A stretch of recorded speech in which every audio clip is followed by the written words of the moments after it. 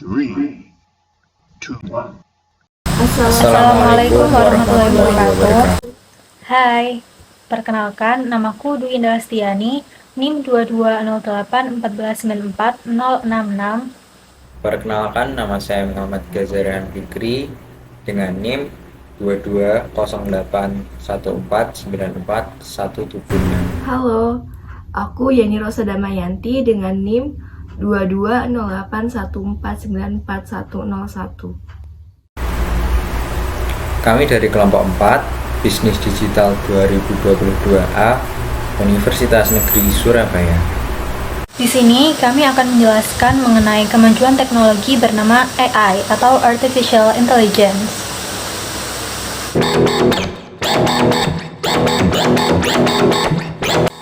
Artificial Intelligence, atau disebut juga sebagai kecerdasan buatan, merupakan salah satu bentuk kemajuan teknologi yang berkembang pesat dalam beberapa tahun terakhir. AI merupakan teknologi yang dapat meniru kemampuan manusia dalam berpikir, belajar, maupun bertindak. Artificial Intelligence atau AI ini memungkinkan mesin untuk melakukan tugas-tugas yang biasanya memerlukan kecerdasan manusia, seperti pemecahan masalah, pengambilan keputusan, dan pemrosesan bahasa alami. AI ini berguna untuk meningkatkan efisiensi dan kinerja manusia dalam berbagai bidang kehidupan. Selanjutnya adalah konsep dasar AI. Konsep dasar Artificial Intelligence melibatkan pembuatan mesin atau sistem yang dapat berpikir atau melakukan tugas-tugas tertentu dengan tingkat kecerdasan yang mendekati atau bahkan melebihi kecerdasan manusia. Konsep dasar ini dibagi menjadi 3 teknik atau 3 bagian. Yang pertama adalah machine learning atau pembelajaran mesin, yang merupakan metode pembelajaran yang memungkinkan mesin untuk belajar dari data yang diberikan. Machine learning ini bertujuan memberikan kemampuan kepada mesin untuk mempelajari tugas tanpa adanya kode yang telah dimasukkan. Mesin tersebut akan diberi contoh uji coba pada jumlah besar dalam tugas tertentu. Saat menjalani uji coba, maka mesin akan belajar dan juga melakukan adaptasi strategi sesuai supaya dapat mencapai tujuan yang manusia inginkan. Contohnya, pada mesin yang dapat mengenal gambar, akan diberikan terlebih dahulu jutaan gambar untuk dianalisis. Proses permutasian panjang membuat mesin dapat memperoleh kemampuan mengenali pola, wajah, bentuk, dan sebagainya. Yang kedua adalah deep learning atau pembelajaran dalam, yang merupakan teknik belajar menggunakan mesin untuk mengajarkan komputer dalam melakukan apa yang terjadi pada manusia secara alami. Artinya, mesin akan belajar melalui contoh-contoh yang telah diberikan. Atau lebih gampangnya, pembelajaran mendalam adalah teknologi utama yang digunakan untuk mobil dengan kemampuan tanpa kemudi, sehingga mereka dapat mengenali apa saja tanda berhenti, bagaimana cara membedakan antara tiang lampu dan pejalan kaki, serta sebagainya. Dan kemudian yang ketiga ada neural network atau jaringan syaraf tiruan, yang merupakan teknologi pembelajaran mendalam yang juga termasuk dalam kecerdasan buatan. Hal ini terkait dengan paradigma pemrosesan informasi yang terinspirasi dari cara sistem saraf biologis seperti otak yang memproses informasi. Neural network digunakan pada aplikasi tertentu, seperti halnya klasifikasi data dari proses pembelajaran atau pengenalan pola. Jaringan tersebut mempunyai sejumlah besar elemen yang saling berhubungan dan bekerja sama dalam memecahkan sebuah masalah. Sebagai aplikasi komersial, berfokus untuk menyelesaikan pemrosesan sinyal secara kompleks atau pengenalan pola. Contoh aplikasi komersial yang sudah ada sejak tahun 2000 adalah pengenalan tulisan tangan ketika pemrosesan cetak, transaksi ucapan agar bisa menjadi sebuah teks, analisis data serta prediksi cuaca, ataupun fitur pengenalan wajah. Sejarah perkembangan AI dimulai pada tahun 1940-an dan 1950-an ketika ilmuwan komputer seperti John McCarthy, Marvin Minsky, dan Claude Shannon memulai penelitian tentang pemrograman mesin untuk meniru kemampuan kognitif manusia. Pada tahun 1956, McCarthy mengorganisir konferensi Dartmouth yang dianggap sebagai tonggak awal dalam perkembangan AI. Konferensi tersebut membahas mengenai bagaimana mesin dapat diprogram untuk belajar dan berpikir seperti manusia. Pada saat itu, para ilmuwan optimis bahwa mereka dapat membuat mesin cerdas dalam waktu 10 tahun. Namun, perkembangan AI tidak secepat yang mereka harapkan. Dan pada tahun 1970-an, penelitian tentang AI menjadi kurang populer karena keterbatasan teknologi dan perangkat keras yang tersedia pada saat itu. Pada tahun 1980-an, penelitian tentang AI mengalami kebangkitan kembali, terutama dalam bidang robotika dan sistem pakar. Pada tahun 1990-an, dengan kemajuan komputer dan teknologi internet, pengembangan AI menjadi lebih cepat dan lebih luas, terutama di bidang Natural Language Processing (NLP) dan Machine Learning (ML). Pada tahun 1997, mesin catur Deep Blue milik IBM mengalahkan juara dunia saat itu, Garry Kasparov, dalam pertandingan catur. Dan pada awal abad ke-21, teknologi AI semakin berkembang pesat, terutama dengan penemuan deep learning pada tahun 2010-an. Teknologi ini telah memungkinkan mesin untuk mengenali objek wajah dan bahasa manusia dengan lebih akurat dan cepat. Jenis-jenis AI. Tipe pertama berdasarkan kemampuannya. Yang pertama narrow atau weak AI. Jenis AI yang dapat melakukan tugas khusus di mana dunia kecerdasan buatan AI. Narrow merupakan AI yang paling umum dan banyak tersedia. Narrow AI tidak dapat melakukan tugas di luar kemampuan kerjanya karena hanya dilatih untuk melakukan satu tugas spesifik saja. Oleh karena itu, narrow AI disebut juga sebagai weak AI. Narrow AI bisa crash dengan cara tidak terduga jika melampaui batasnya. Apple Siri merupakan contoh yang bagus dari narrow AI, tetapi hanya beroperasi dengan rentan fungsi terbatas yang telah ditentukan sebelumnya. Seperti juga contohnya Supercom IBM Western juga berdasarkan narrow AI karena menggunakan pendekatan expert system yang digabungkan dengan machine learning dan juga natural language processing. Kemudian yang kedua, general AI. General AI merupakan jenis AI yang dapat melakukan intellectual task dengan efisien layaknya manusia. Ide di balik general AI yaitu membuat sebuah sistem yang bisa berpikir lebih cerdas dan berpikir secara mandiri. Saat ini belum ada sistem yang mengaplikasi general AI dan dapat melakukan semua tugasnya secara sempurna layaknya manusia. Saat ini ilmuwan dunia sedang mengembangkan mesin yang diintegrasikan dengan general artificial intelligence. Kemudian yang ketiga, super artificial intelligence. Super artificial intelligence merupakan level sistem intelligence yang membuat mesin atau robot melampaui kecerdasan manusia dan dapat melakukan berbagai tugas dengan lebih baik daripada manusia. Dengan sifat kognitif, Super AI merupakan terobosan dari General AI. Berdasarkan karakteristik utama Super Artificial Intelligence yaitu meliputi kemampuan untuk berpikir, memecahkan teka-teki, membuat penilaian, merencanakan, dan belajar berkomunikasi dengan sendirinya. Super AI masih merupakan konsep hipotesi kecerdasan buatan. Pengembangan sebuah sistem seperti itu secara nyata masih perlu penelitian lebih lanjut.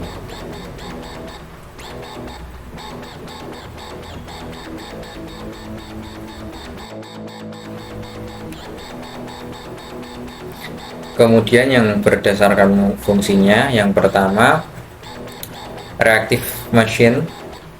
Reactive machine murni adalah jenis artificial intelligence yang paling dasar atau basic.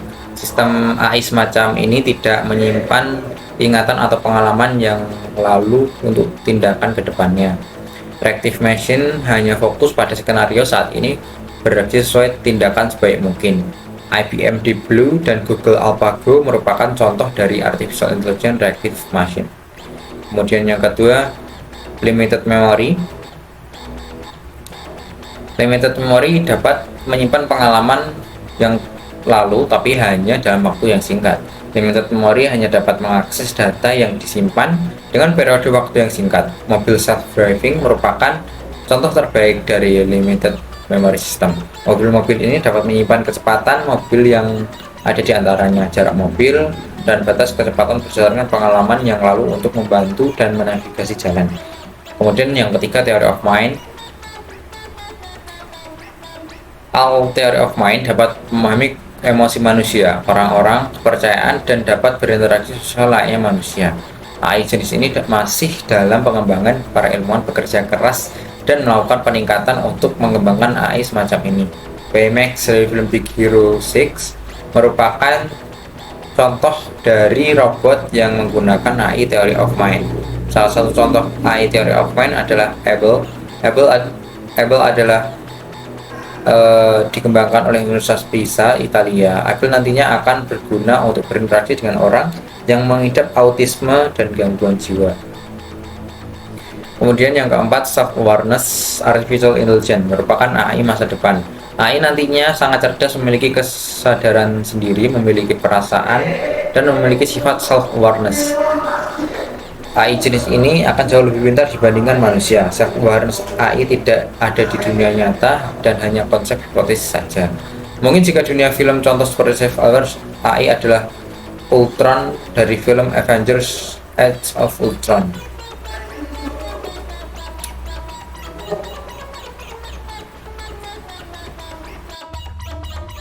Komponen-komponen dalam teknologi AI. Yang pertama, neural network merupakan beberapa lapisan neuron yang terhubung dan dapat memproses informasi secara kompleks. Yang kedua, algoritma merupakan kumpulan instruksi logis dan matematis yang digunakan untuk memecahkan masalah atau menjalankan tugas tertentu. Dan yang ketiga, big data merupakan jumlah data yang sangat besar dan kompleks yang sulit diproses oleh manusia. Dan yang keempat, NLP merupakan teknologi AI yang memungkinkan mesin untuk memproses dan memahami bahasa manusia. Yang kelima, computer vision merupakan teknologi AI yang memungkinkan mesin untuk memproses gambar dan video dan mengenali objek, orang, atau situasi yang ada di dalamnya. Kemudian yang keenam, pengolahan data merupakan proses untuk memanipulasi, membersihkan, dan memformat data sehingga dapat digunakan dalam model AI. Kemudian yang terakhir, cloud computing merupakan teknologi yang memungkinkan penyimpanan dan akses data melalui internet, sehingga data dapat diakses dan diproses oleh AI dari mana saja. Contoh studi kasus penggunaan artificial intelligence adalah munculnya ChatGPT yang membantu mahasiswa dalam menyelesaikan tugas. Munculnya ChatGPT ini bermula dari kebutuhan mahasiswa dalam mencari sumber informasi dan bantuan dalam menjawab pertanyaan seputar tugas dan materi pembelajaran. Dengan semakin pesatnya perkembangan teknologi AI, chatbot yang dapat memberikan jawaban yang akurat dan tepat waktu mulai diperkenalkan sebagai solusi. ChatGPT atau Generative Pre-trained Transformer merupakan salah satu jenis chatbot yang menggunakan teknologi AI terkini untuk memahami dan merespon pertanyaan yang diajukan oleh pengguna. ChatGPT dapat belajar dan mengembangkan pemahamannya terhadap bahasa natural manusia dengan mengacu pada dataset besar, sehingga mampu memberikan jawaban yang lebih akurat dan relevan. Contoh ChatGPT yang saat ini populer adalah OpenAI. OpenAI ChatGPT dapat digunakan untuk menghasilkan teks berdasarkan permintaan pengguna, sehingga dapat membantu mahasiswa dalam mengerjakan tugas dan memperluas pengetahuan mereka. Sebagai contoh, mahasiswa dapat menggunakan OpenAI ChatGPT untuk mencari informasi tentang topik tertentu, seperti definisi konsep atau penjelasan rumit dalam buku teks. Mahasiswa juga dapat menggunakan OpenAI untuk menemukan referensi atau bahan bacaan yang relevan dengan topik yang sedang mereka pelajari. Selain itu, OpenAI juga dapat membantu mahasiswa dalam memperbaiki tata bahasa dan kesalahan penulisan dalam tugas mereka. Dalam hal ini, mahasiswa dapat mengetik kalimat atau paragraf yang ingin mereka perbaiki, dan OpenAI akan memberikan saran tentang perbaikan yang perlu dilakukan. Secara keseluruhan, OpenAI dapat membantu mahasiswa dalam mengoptimalkan waktu dan usaha mereka dalam mengerjakan tugas dan memperluas pengetahuan mereka. Namun, perlu diingat bahwa penggunaan OpenAI ini hanya dapat membantu, bukan mengganti proses pembelajaran yang sebenarnya. Mahasiswa tetap perlu berusaha dalam memahami dan menguasai materi pembelajaran dengan baik. AI ini tidak dapat menggantikan proses belajar dan pemahaman yang sebenarnya, sehingga tetap diperlukan upaya dan usaha mahasiswa dalam belajar dan mengerjakan tugas.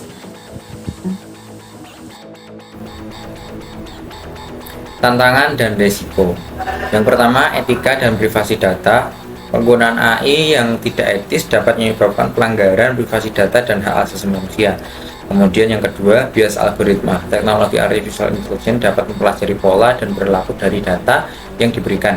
Namun data yang diproses dapat mengandung bias yang dapat mempengaruhi keputusan yang diambil. Kemudian yang terakhir, keterbatasan artificial intelligence. Meskipun kemajuan teknologi AI sangat pesat, namun masih ada keterbatasan yang belum dapat diatasi, seperti kemampuan AI dalam memahami konteks dan merespon situasi yang tidak terduga. Perkembangan AI di masa depan. Artificial intelligence yang lebih pintar dan adaptif, kemudian pengembangan AI berbasis neurologis, kemudian penggunaan AI dalam robotika, kecerdasan buatan yang terdistribusi, AI dalam Internet of Things, AI dalam pelayanan kesehatan, kemudian yang terakhir, AI dalam transportasi. Kesimpulannya, artificial intelligence merupakan teknologi yang memungkinkan mesin untuk melakukan tugas-tugas yang biasanya memerlukan kecerdasan manusia, seperti pemecahan masalah, pengambilan keputusan, dan pemrosesan bahasa alami. Konsep dasar AI melibatkan pembuatan mesin atau sistem yang dapat berpikir atau melakukan tugas-tugas tertentu dengan tingkat kecerdasan yang mendekati atau bahkan melebihi kecerdasan manusia. Hal ini dapat dicapai dengan menggunakan teknik seperti machine learning, deep learning, dan neural network atau jaringan syaraf tiruan. Sampai sekarang, AI terus berkembang dan memberikan manfaat untuk memudahkan pekerjaan manusia. Perkembangan teknologi AI dapat menimbulkan beberapa perhatian dan tantangan seperti keamanan dan privasi data, bias algoritma, dan pengaruh teknologi pada tenaga kerja. Oleh karena itu, pengembangan dan penerapan teknologi AI harus dilakukan dengan tanggung jawab dan etika yang tinggi.